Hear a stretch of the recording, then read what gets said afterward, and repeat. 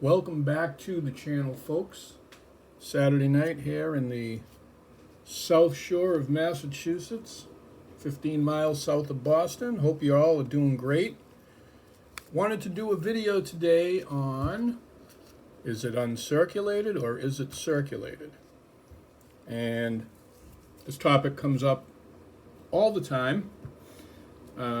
It's come up a few times of late with some people who have wanted to sell me some material, and they're not coin collectors per se. Maybe they inherited, or maybe they are just new to the hobby, but they're asking how they know if it's been if a coin is uncirculated or not, and how do they know I'm telling them the truth and not trying to get something for a better price. And that's a good question. So in order to answer that, we first have to define what is uncirculated. Well, I think it speaks for itself, right? It's a coin that's never been put in circulation. And how can we better define that? So a coin could be uncirculated, but it could still have problems. A coin could be uncirculated and have been cleaned, or had some other funny business done to it. You could throw a coin on a scale and say if it weighs its full weight, it's uncirculated, because the technical definition is a coin that has no wear. And a mint state coin, if we know its weight, will have no wear. It should also have a full unbroken luster, and where the difficulty will often come in will be with like toned coins. Is this coin uncirculated? Is this one uncirculated? And usually you're looking at the high point, you're looking for unbroken luster. Silver Eagle, toned. I pulled one out that was toned for this reason. Obviously, Silver Eagles are not a circulating coin, so for the most part, they're all uncirculated. This one has been handled, if you will. It's got some marks. Certainly not the most attractive Silver Eagle out there. But is it uncirculated? If we sent it into PCGS or NGC with no minimum grade requirement, would they grade it? Yeah. Hasn't been cleaned. There's no hairlines, and that's the first thing we want to look for is the surface condition. There are 4 grading components when it comes to grading mint state coins to determine if they are problem-free. Surface preservation, contact marks, bag marks. This little X over here, not sure if that's toning. There is a little bit of a mark next to the X. Those little, almost looks like a bite mark or a 2 staple thing, but anyway. Surface preservation, contact marks, bag marks, overall surface condition, surface quality. Luster, equally important to surface preservation. Both carry about a 30% weight, maybe 35% weight. Strike. How well is a coin struck? How well has it been struck up? Is it fully struck? In order to become a, the coin grading system, 70 points, 60 through 70 are the uncirculated grades. Anything below 60 would be a circulated grade. For those that are new, in general, the lower the number, the lower the grade of the coin, so that your very well circulated coins, heavily circulated coins, like this Barber $50, would probably grade about good 4. So the number 4 on a 70-point scale, good 4. And then you've got good 6, which, if you know the series, you need pretty much 2 full rims, and we do not quite have the full rim down here on the reverse, so that would pretty much disqualify this from a good 6 grade. And then they go up to very good, which is numbers 8 and 10. A very good grade will Let me grab an example. I wasn't planning on going through the circulated grades, but we have some.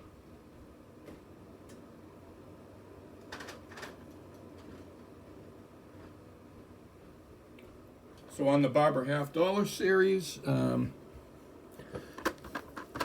let's take a look at a good first, and let's work our way up. And we'll use a circulated example.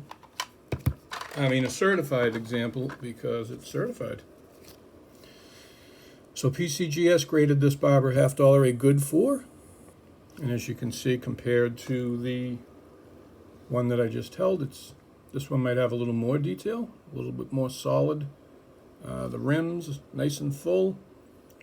Up here on the headband would be where the Liberty would be. It's not here because it's worn away. There's the Y right under the R in trust. And the beginning of the L over here above the Q-tip. Obverse stars, flat as a pancake. Really no detail in the face or the portrait. The motto, "In God We Trust." On the reverse, we do have a full rim, even though it's weak over in the same location, 4 o'clock. It's full. The letters do not bleed into the rim. But we do have this scratch over here, which probably prompted the service to what we call net grade the coin. So it might not quite have the full rim up here. So good 4 because in order to get to the next grade level, it needs to be that grade at a minimum on both sides. So we have a good 4. And good 6 would just be slightly better. And if we get into the very good, I just sold a couple of very goods. I don't think I have any left, so we might have to jump right to fine on the Barber half series. Let's see if we can find a fine 12. All right. So a very good would be somewhere in between the good and this. So on this PCGS fine 12 1913D, and there's the Liberty I was talking about. And you can see the L, the I, weakness on the B and the E, about 2/3 of the R, and then the TY. Again, the stars are there's a little bit more detail all the way around. When we flip it over, we have the beginning of the separation on the eagle wings, the neck feathers, and so forth. The rims are bold. In order to get a fine grade, it's a pretty tough grade on these coins, especially problem-free. So that's a fine 12. We can move up to a fine 15, which is a fancy way of saying choice fine. Liberty's a little bit bolder. There's a little bit of hair now showing. There's a jawbone separation, and we see the eye and the mouth. Everything is starting to come in. A lot more detail on the wreath, on the headband, or diadem, whatever you want to call it, the wreath, the cap. Everything is just a little bit bolder. Look at the difference on the eagle. The wings are about halfway to the tips. The shield, there are horizontal shield lines that are starting, about half of them you can see. You've got vertical shield lines, they're nice. Eagle neck feathers are starting to come through, right? And we can move up to the next grade level, which is a very fine. I do have some very fine 20s, and very fine has 4 grades, 20, 25, 30, and 35. We're going to go right to the 25. I do have a few 20s. Here's the same date, 1910S. Just a little bit finer. And with the very fine grade, the Liberty is nice and bold. We're starting to see what we call 3-dimensionality on the stars. You see how they're starting to be 3-dimensional? Everything is starting to come into a nicer, you've almost got, you've got 2/3 to 3/4 of the eagle feathers. Everything is coming into view a little bit. I don't have anything finer than this one at the moment. I did have a couple XFs, which I've sold. XF meaning extremely fine, 40, 45, but this is a 30, a 1911D 30. And this would be a choice very fine. You can see the very subtly nice, subtly finer. But as you can pretty well imagine from here, As we go up in numbers, we go up in detail. Overall look, we start to see luster. We have, once we get through the very fine grades and the extremely fine grades of 40 or 45, of which I have other series here. We'll take a look. We'll take a look at some pennies, because we do have those in XF. We have an Indian head cent XF40, extremely fine. We can see we're starting to see almost luster, right? Glistening. The luster is starting to show. And we've got a full Liberty on the Indian headband. We've got an upper band, a lower band. We're seeing fine details in the feathers. That's the big thing on the extremely fine, is the fine details. If you look at the ribbon above the date and down from the headdress, see those little diamonds? 1, 2, 2.5. There are 4 diamonds in the original design. There's one up there that you very top there, so there's like 3.5 diamonds showing, which is quite nice. Okay, so here's an extremely fine. All right, we can go up to an XF45. Another Indian head cent copper nickel, extremely fine 45. The difference between 40 and 45 is just a little bit more detail. Also luster. Luster is now, as I tilt it, you're starting to see the light refracting off the coin. We're still a long way away from the mint state grade, and here we have luster. Look at that. You see the difference? She's a beauty. All right, let's move up a little bit more. All right, we have an AU. This one was not graded with a number because of a scratch, and I'll show you. Even though that Barber $50 in good 4 graded with a scratch, this one did not. And the 1864 came in bronze and copper nickel being thicker. The 62 and 63 Indian cents we just saw were copper nickel. This one's the bronze variety, and this one has what they call AU, or almost or about uncirculated detail. So the AU about uncirculated is where a lot of the novice collectors or non-collectors have a hard time distinguishing mint state, because to the untrained eye it looks pretty much mint state.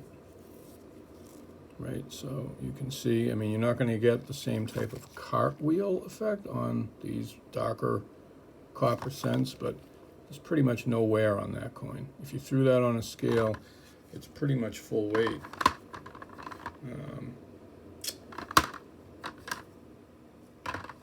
Let's see, where did I put that? Is it here? Yeah, all right, so this is a Hawaiian quarter, 1883. This is what they call a territorial piece. It's dark toned, but you see how the light shimmers off of that.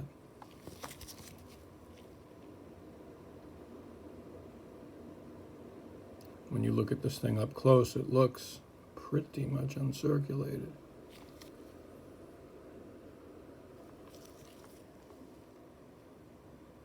And it almost is, but not quite. Why? Well, the lighting's not great here. The highest points of the coin, top of the cheek, above the ear,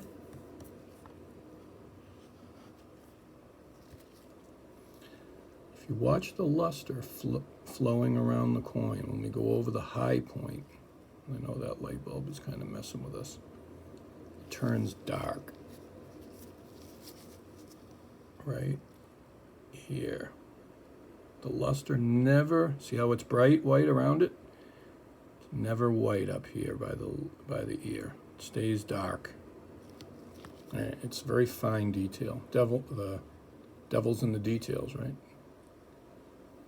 And there are striations, handling marks, circulation. Those are not from the mint, right? Those are from some sort of handling. Those are not bag marks. Some of them are, but a lot of them are not.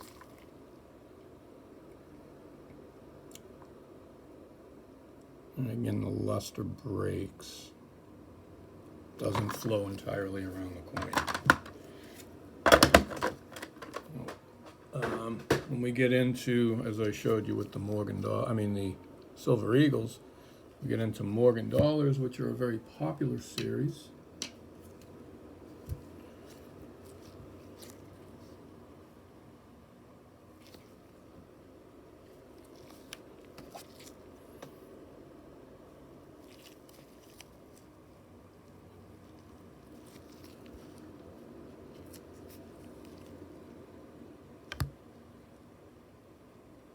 You see that cartwheel effect?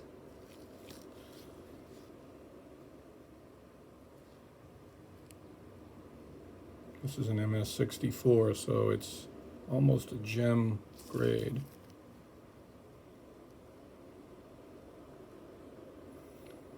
Your high points on your Morgan Dollar, the top of the eagle breast. See the light flows right through it? See that light going over the top of the breast? Top of the cheek by the ear. Light just goes right over it without breaking. There's no wear at all. Look at another Morgan Dollar.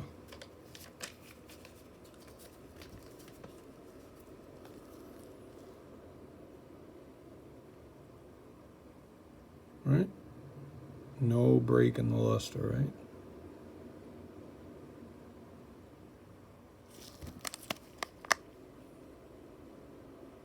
Right, you watching that eagle breast?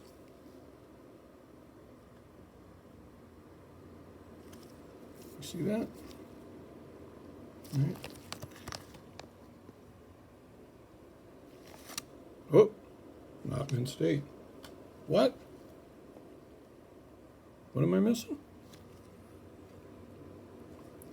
Well, what they call cabinet friction or a little bit of rub. Look at the cheek closely.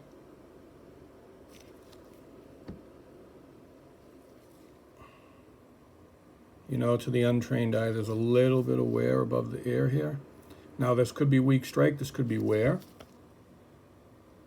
The luster just doesn't quite completely go through it. There's a little bit of dullness to the luster, lackluster, just ever so slightly. The slightest bit of handling mark, slang term, a slider. And, you know, back in the 70s and before the third-party grading companies really came on the scene, unscrupulous coin dealers would sell sliders or AU 55 or 58 coins as mint state. Certain dates, they could be worth thousands of dollars more. I think of like the 1884 San Francisco dollar, which is extremely rare in mint state, but relatively common in AU grades. AU grades, depending how nice it is, a nice original one close to AU 58 will still go for several $100s. You can get a cleaned one on the lower end of the scale for $100, but a mint state coin is going to run you close to 10 grand. So that's the difference. And you know, they'll pawn it off as an investment opportunity. We're going to give you the deal of a lifetime, $700. It's worth 10 grand. Things like that turn people off from the hobby, unfortunately, but that's an AU 58, not a mint state coin.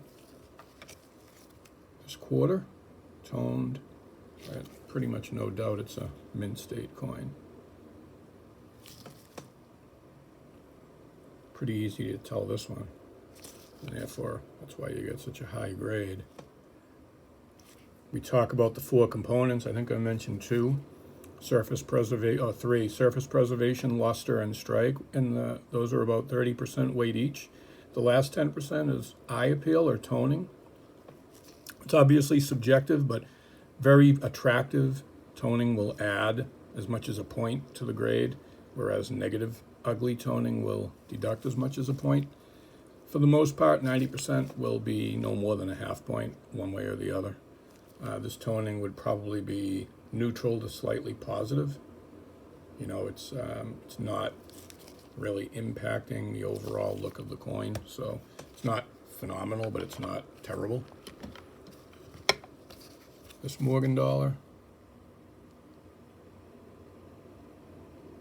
Now that we've seen a few, pretty obvious it's not mint state, right? Someone might call it mint state, but it's not. It's an AU. It's deeply toned, but it's still an AU. Right, so if we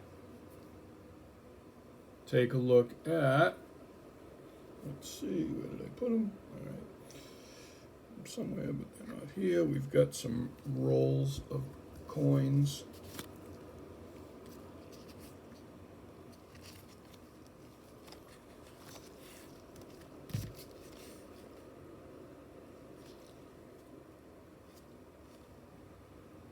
Full luster on this 1959. See that? Nice cartwheel. If we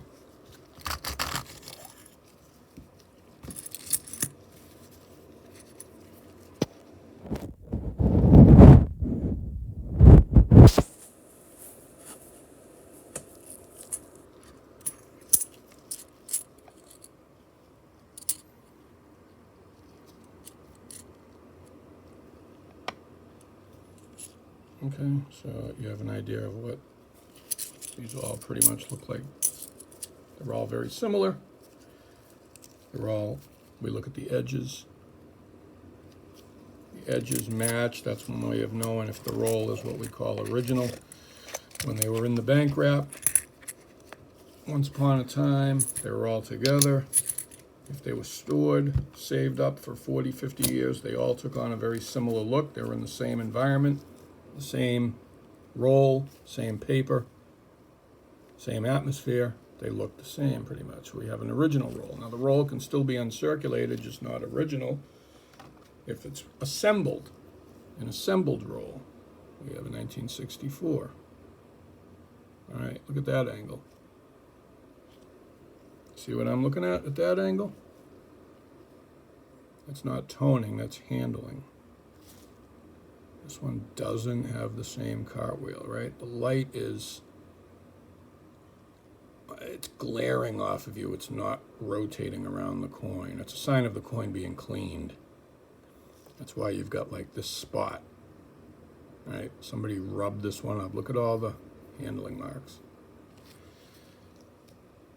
All right, so where did that come from? That came from this roll. Maybe it came from this roll. I've already given it away with XF plus on it. The gentleman wasn't sure. The edges are close, but not really. They're all different color. So somebody put this roll together from circulation. In 1964 is famous for this because it's the last year of the silver. So they're probably in circulation for 6 months or a year. Look at the big gouge. Look at all the handling marks. See all the chatter? That's not bag mark chatter. That's somebody brushing the coin, rubbing the coin. And if we, I won't dump the whole roll out because it's all, at a quick look, they look pretty good, right? But they're not. I mean, they're not that. It's not that they're not pretty good. They're just not uncirculated. They're not valuably uncirculated. They're AU, but they're also cleaned. Some of them aren't bad. This one, the surface seems a little better. It's still not phenomenal. Not looking at the bag marks. Like, bag marks are fine, like that mark, but see all the white flecks? Yeah, there's a lot of indications of cleaning on it. This one seems more original. See how the luster flows better on that one? All right, this one's close. It's still got some improper cleaning to it, but it's better. Reverse is mostly original. Look how smooth the surfaces are here, right? You don't see that indication of cleaning.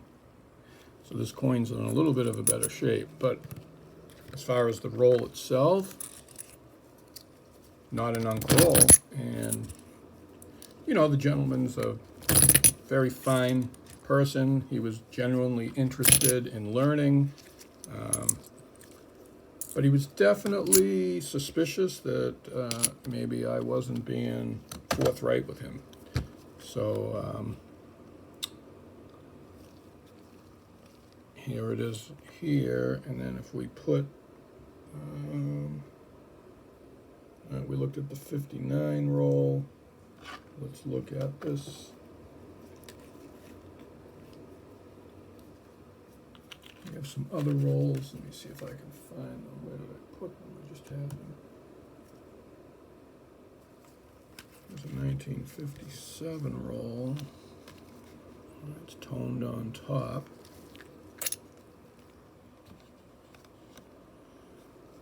I don't know if you can just see the difference in the quality of the surface. See how that light just...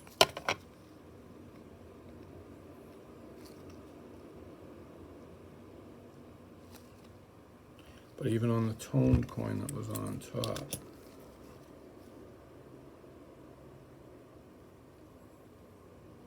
you know, the luster is going to be muted, but it's going to rotate around. We're not going to get any sign of improper cleaning.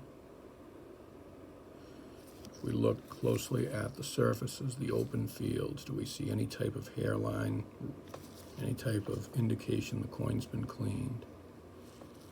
There's some milk spotting up here. Milk spotting is common. That's part of the planchet preparation, but the overall quality of the fields is what we're looking at. It just takes some practice.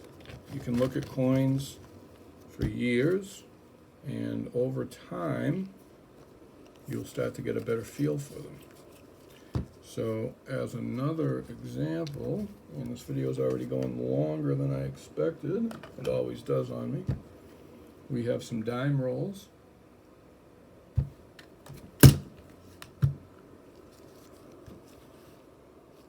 I've showed this in other videos, but this is one of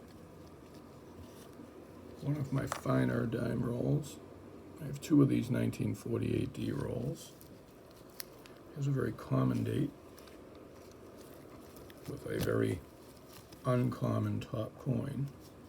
When we talk about positive toning versus negative toning, I would think we all would agree that that's splendid, which is one of the reasons I've kept this roll. Normally it's such a common roll, it would probably be sold a long time ago, but let's take the top few of these 1948Ds out.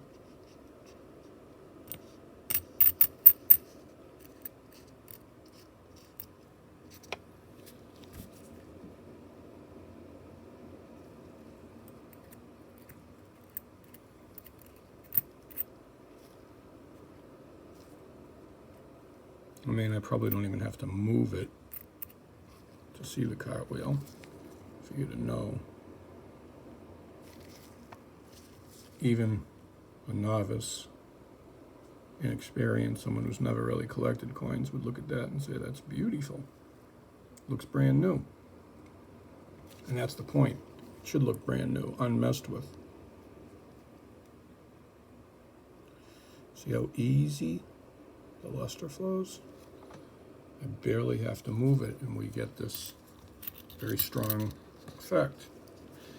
Right now, we'll take a look at another roll. We've seen the 63D roll right here. All right, let's take a look at that one really quick in terms of the toning on this top coin. How do we know it's uncirculated? How do we know this top toned coin is uncirculated? And there's the other end roll. More nice toning, not as splendid as this one, but see the cartwheel under it? That's pretty impressive. Very cool. Reverse, because it was up against other coins, it's going to be what we call blast white. Full, easy, uninterrupted cartwheel. No indication of any type of cleaning to the surface. Beautiful, right? Just a beautiful, beautiful dime on a very common date.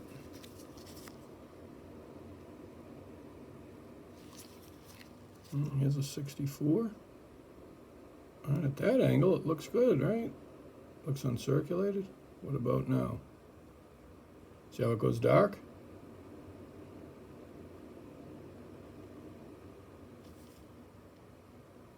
See the handling? See the chatter and the difference? Almost looks like someone took a piece of sandpaper. Look at see all those lines? Those are hair lines. That's what we call improperly cleaned. See what it did to the luster? Taking a rag and rubbing it up because there's some crud on there. It's ruined the luster of the coin. And this came from one of these rolls. Let's see if I can find out which one. I think I've messed it all up. I was trying to keep everything together. Hold on 1 second.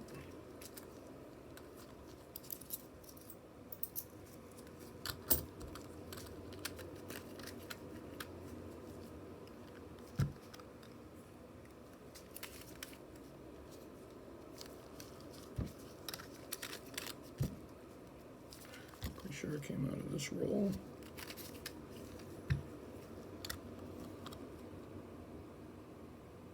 So if we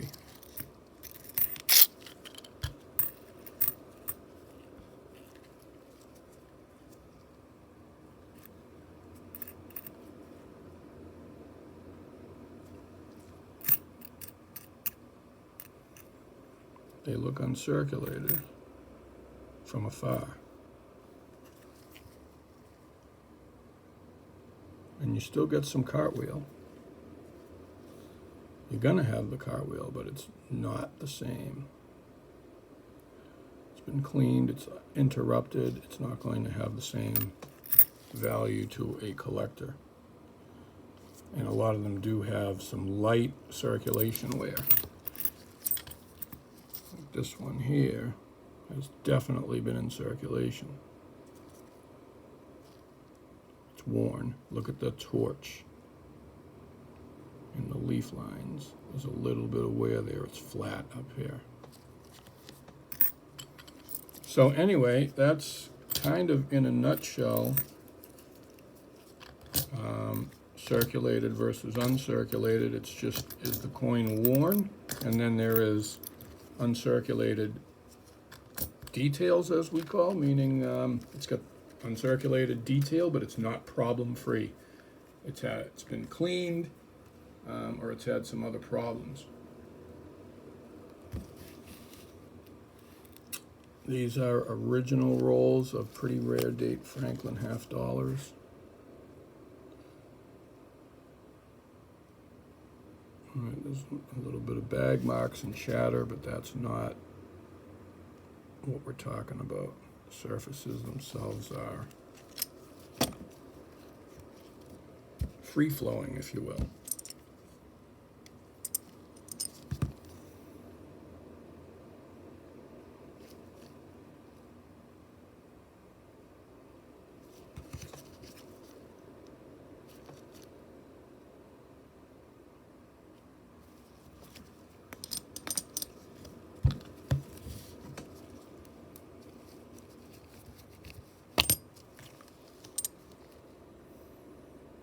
This is the one of the two key dates of the series. It's not really rare, but an original roll of 1952 San Francisco.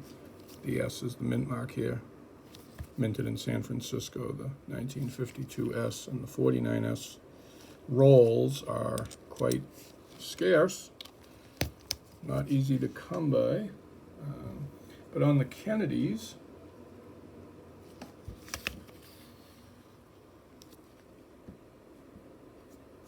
I had somebody say, "Are you sure that's uncirculated?"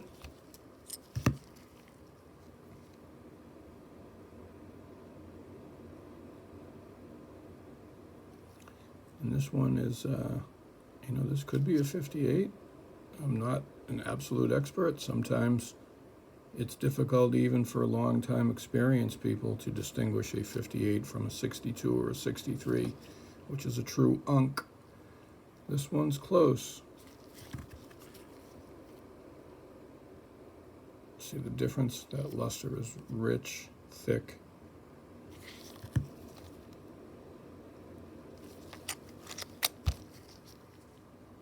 And considering it came from the same roll, it's highly probable. The roll itself looks pretty, well, this one could be an end of the roll coin. The rest of it looks fairly, yeah, maybe not. I've got a bunch of these. I wasn't sure which one I was looking at. Here's another one. It does look all the same, right? So this roll here could be like a slider roll, very easily. The one with the toned top coin. Whereas this roll, which does have another toned top coin, I know for a fact is an uncirculated roll. I've had this one for years. There's a lot of high-end coins in this roll. Not that one. Big mark across the shield and on the cheek. But the luster in most of these coins is very nice. Very full. Not a lot of contact marks. See the wear at the top of the eagle there? Is that wear or is that weak strike? Or is it an illusion because of the toning? It's an illusion because of the toning. There is no wear there. Toned coins can be some of the hardest coins to grade.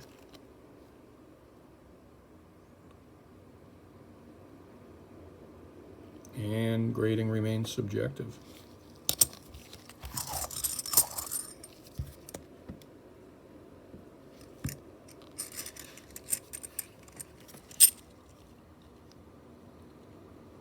Beautiful, right? See the glisten? There's just no doubt those are uncirculated. If you can look at a roll and say, oh yeah, there's no doubt, that's what you're looking for. When you're not sure, chances are it's not uncirculated. That's kind of a good tip to go by. I want to look at some other coins really quick. We looked at most. We have some nickels. I've shown this roll in past videos. This is a original roll of 1938 nickels. We got a beautiful toned coin on top. Most of these are toned. They are over 80 years old, 85 in fact.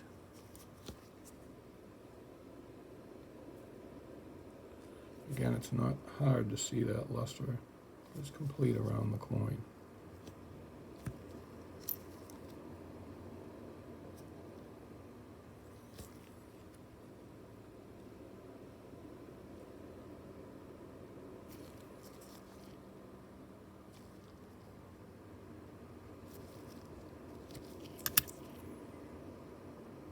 Go a little deeper into the roll. I believe there might be some more whitish ones. Let's see. Maybe not in this roll. Oh, there's one that's a little bit more white.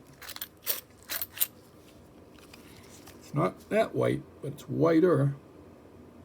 Silver. I mean, that luster has no problem. Completely uninterrupted.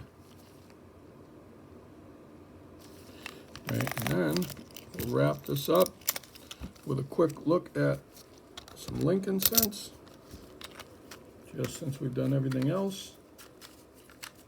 I think I've shown this roll too. Some of my favorite rolls. It's 38S roll.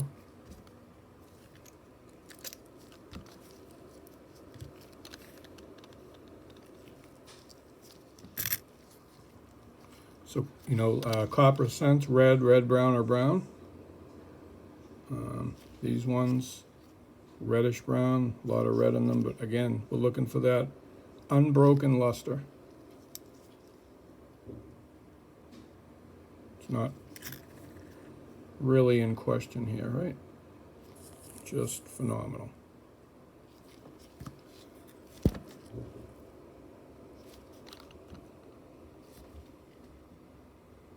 So I will leave you with that on this note. If you have any questions, comments, you think anything I brought to the table was not accurate, or you want to expound upon anything that I talked about, as always, I welcome the conversation with an open mind, and I hope you got something out of this. If you did, please don't be afraid to like, comment, or subscribe for more videos in the future. You all have a good night.